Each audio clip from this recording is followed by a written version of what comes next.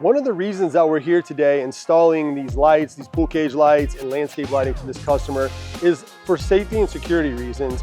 Let me show you. One of the reasons that we're getting called out here is we have an uplight right here. This is normally something that we would use to uplight a palm tree or a bush, but in this scenario, they have a dog and they wanted to create some more light out here in this grassy area. So what we were able to do is we're able to get a fixture that is a simple uplight. They recently had been using one of these solar lights, which they probably got from Home Depot, and it's just, you can't feel the weight difference on these, but very lightweight, not providing nearly enough light for them out there.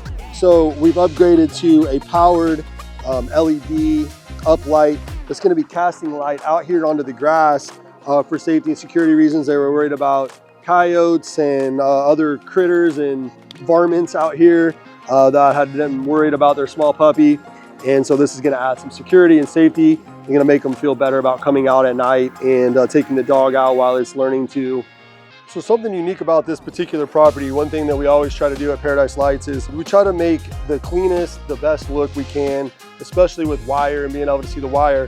In this particular instance, this is concreted in, so we're not able to pull the pavers out and run the wire underneath. So what we've elected to do after talking with the customer is that we're gonna run our wire out of the transformer through this PVC pipe, and then this pool drain here, we're gonna run the wire through the pool drain, so it's gonna look like that. And then we're gonna fish the wire down through the pool drain and back out to connect to the rest of the lights. It's gonna be a very clean look. It's gonna be something that's not gonna ever be a trip hazard, and it's gonna make the job look really, really good.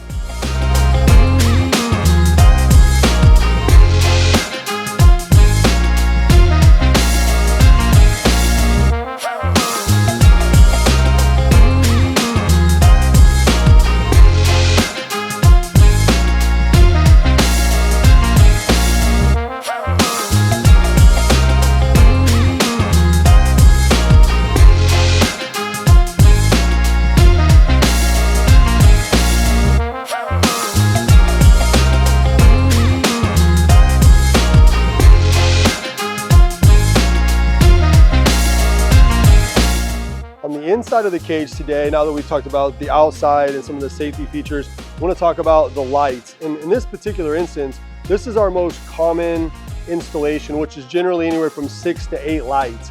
Today we're doing 6. It always depends on the shape of the cage. This one particularly isn't very long this way or very wide, it's very long. So what's important is we've got 4 on the back. So 1, 2, 3, 4. Those lights, if you look at the design of the house, no matter where they're at from the inside, they're able to see out and they're able to see light. So they're able to utilize the lights even when they're not sitting outside. They're able to enjoy the lights aesthetically from the inside. Then we've got just 1 on each side. So what's important to know when you're also thinking about lights is that it doesn't have to go on every beam. We very rarely actually do every beam. So what we chose or elected to do based on the customer's budget and their wants and needs is we skip the first beam, and then we've got a light on the end right here by each door. And I think to go back to what's important, this particular customer's wants and concerns were safety and security. So we could have put a we could have put a light here and elected not to do here, but because the door on each side of the cage is right here, we've got a light a little bit closer as these cast light down and up the cage. It's gonna add a little bit more accessibility to the door at night when they're taking their puppy out. Did you like this video? If so, please hit the subscribe and like button to follow us and to see more of our content and videos.